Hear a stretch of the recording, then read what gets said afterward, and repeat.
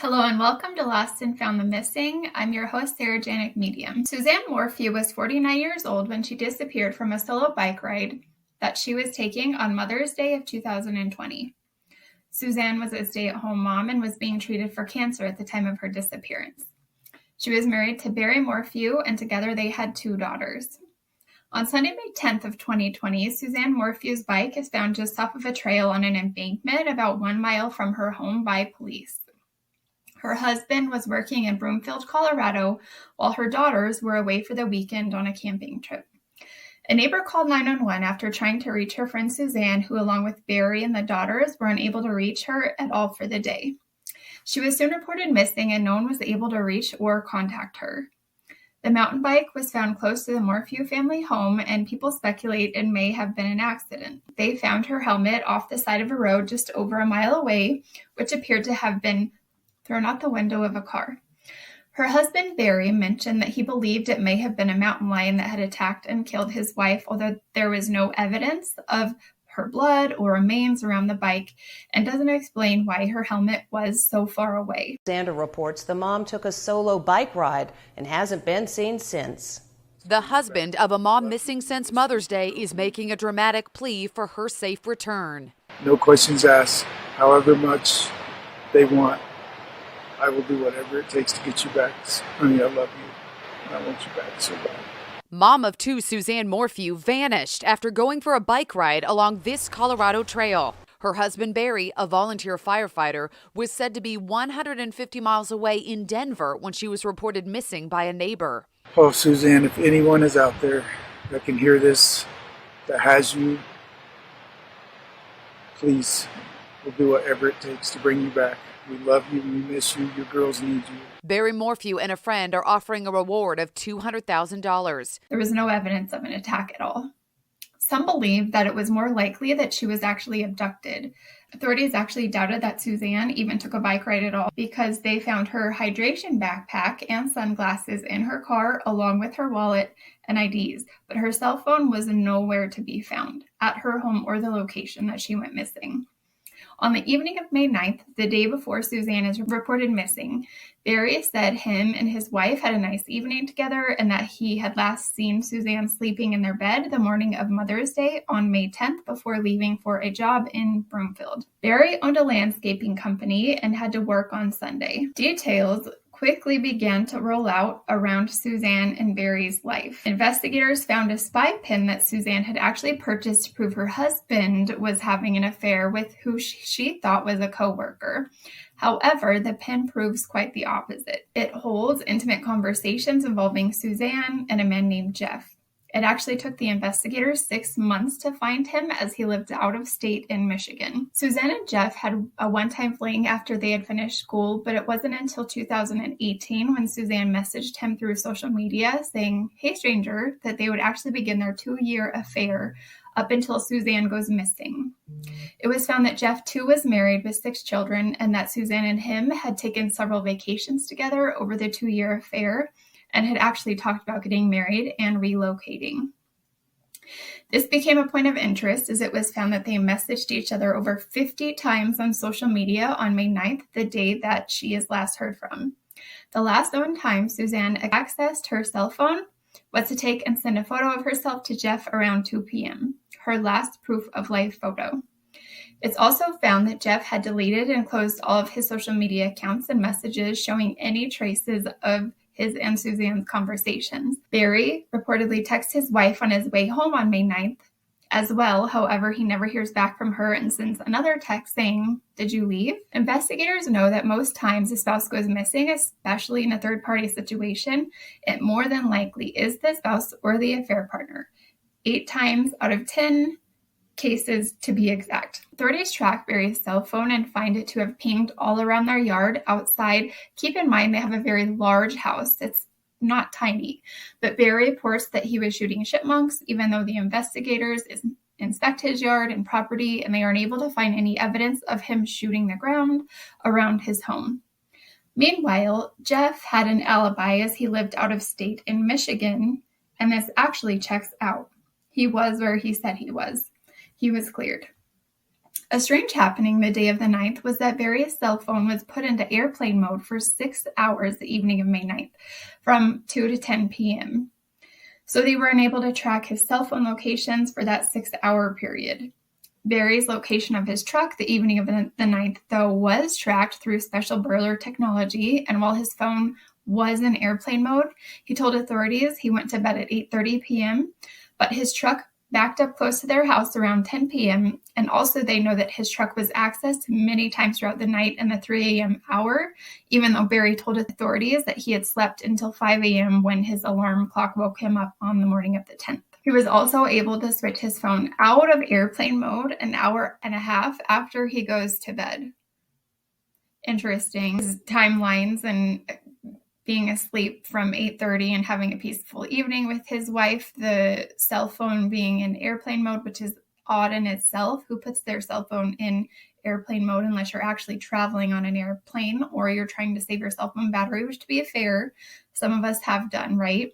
It's just odd that this happens to be the night that his wife is last seen or heard from. Also, the fact that his truck is accessed and moved while he reports being in bed to the authorities seems off, especially the 3 a.m. hour multiple times. Most people are sleeping at 3 a.m., especially if they have to work the next day. They're not in and out of their truck. I think it was something like 8 times the truck was actually accessed. The morning of her reported disappearance, Barry was actually tracked, headed left 2 miles in the direction of where her helmet and bicycle were found.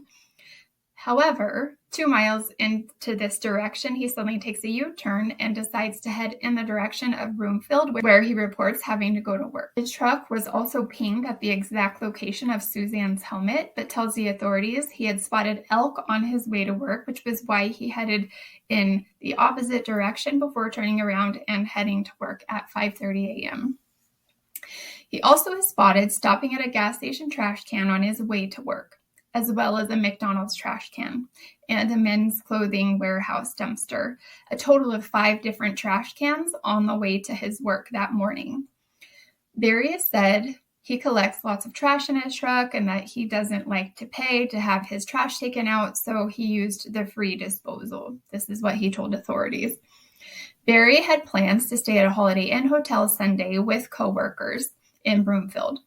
When Barry got the call saying her friend had reported her missing, he doesn't head out right away, but passes on the tools that he does have to his coworkers. It was said that Barry's hotel room also reeked of bleach after he checked out, and it was also noted that he left a shovel behind with them that he was seen carrying into the hotel. They assumed he was doing some serious cleaning in his hotel room. At this point, no one knows Suzanne is missing. He just tells his coworkers that he has a family emergency and that he has to leave to go and attend to this issue. That also seems off to me. If your family member goes missing and is reported to the authorities, that's something you might want to talk to a coworker about or mention to at least one person, right? It's also important to mention that they never complete the work at this job site that they're there to do because they don't have the right tools to do the job. There was an issue apparently getting the right tools in, so they all end up leaving. Some say this was just a situation that was set up so that Barry could have an alibi for not being at the home. By Sunday night, they find Suzanne's bike helmet and bike. This is when Barry begins his theory about her being eaten by a mountain lion. As police further their investigation, they find that Barry has deleted a text message from his wife where she told him, "I'm done. I could care less what you're up to and have been for years. We just need to figure this out civilly." They also find texts from Suzanne to a close friend saying, "He won't speak of divorce. I don't feel safe alone with him. I feel no peace when he's here." Clearly, they had some marital issues, and I think that combined with her and the affair and how long this had actually carried on, her wanting to have a divorce or get a divorce from Barry, definitely could have been the fuel for this. After searching the Morphew home, investigators find a needle cap in the dryer that happened to be from a syringe that investigators believe was used to drop a tranquilizer. Barry is said, to be fair, he had tranquilizers and used them illegally to tranquilize elk. He would shoot them, and while they were sedated, he would remove their antlers and then kill them. Sounds so inhumane.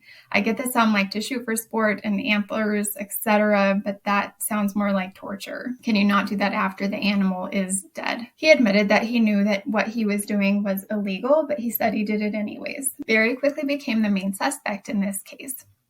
Authorities believe Barry used this time that his daughters were gone for the weekend before Suzanne could leave him as a perfect time to murder and get rid of his wife, who was having an affair. They built a case saying Barry used a tranquilizer on his wife, chases her around the yard, which is why there were cell phone pings all around, that he wasn't actually shooting at chipmunks. He then cleans up the evidence, disposing of the trash at the 5 different trash can stops on the way to his work the morning of the 10th. Prosecutors are missing the tranquilizer gun and believe that this may be one of the things that Barry possibly disposed of on his way to work that morning. It was also found upon Barry's return from the job site. He had 3 scratches on his upper left arm, all spaced out about 1 inch apart. The sheriff actually describes them as fingernail marks, as well as multiple scratches on his hands. It was also found that a pair of khaki shorts that Barry was caught wearing on surveillance video on the 9th of May were also in the dryer, along with a few other pieces of clothing. So was this washed together? Maybe this is how the cat fell out of his short pocket. Police feel they have enough circumstantial evidence to arrest Barry at this point. They take their case to the DA, and 1 year after Suzanne has gone missing, her husband Barry was arrested for her murder on May 5th of 2020. The defense, however, said that they had evidence enough to destroy the case against Barry.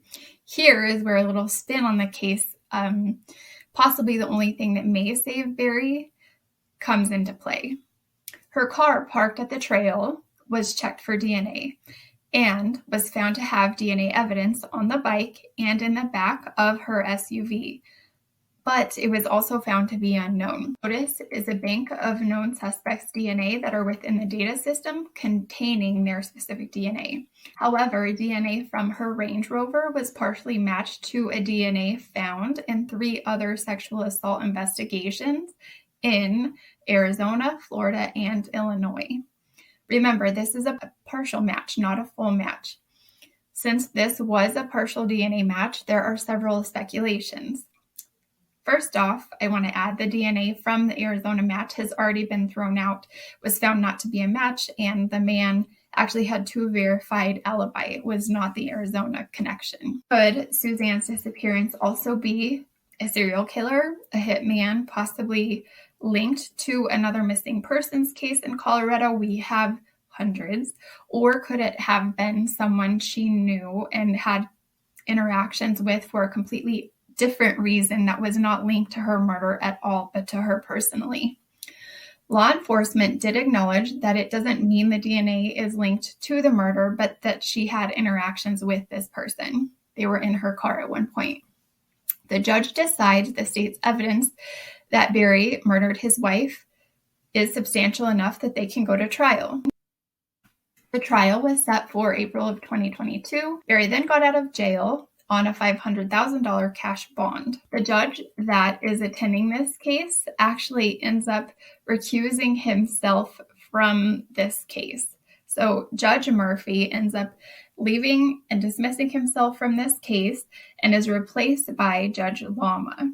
A motion was then filed that the prosecution fails to provide discovery in a timely manner, including evidence, so the Judge Lama finds this to be negligent and reckless of the prosecution, and a motion to dismiss the case is filed and granted. However, this doesn't mean Barry is exonerated.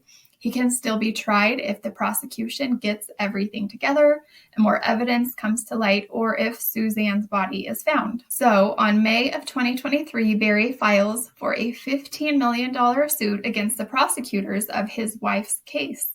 He sues them for defamation of character. This case was ongoing. However, fast forward to September 22nd of 2023, police were searching in regards to another missing persons case in Colorado, and they happened to stumble upon a shallow grave.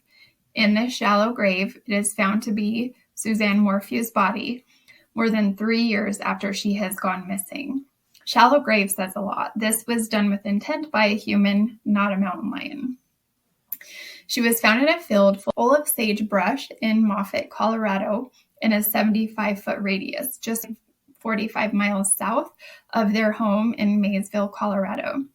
They were able to do a dental impression and identify that it was Suzanne much more quickly than most DNA discovery cases. After a year of searching, suspicion turned to Barry, who was arrested and charged with her murder, along with tampering with physical evidence, as well as attempting to influence a public servant. That case became riddled with complications, with Barry's lawyers successfully getting the case dismissed with the ability to file charges again at a later date, should new evidence arise.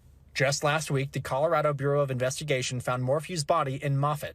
Locals tell us the search party was working right here. The area is just south of Salida, around a 30-minute drive. So the question remains, how did she end up out here, and who brought her here?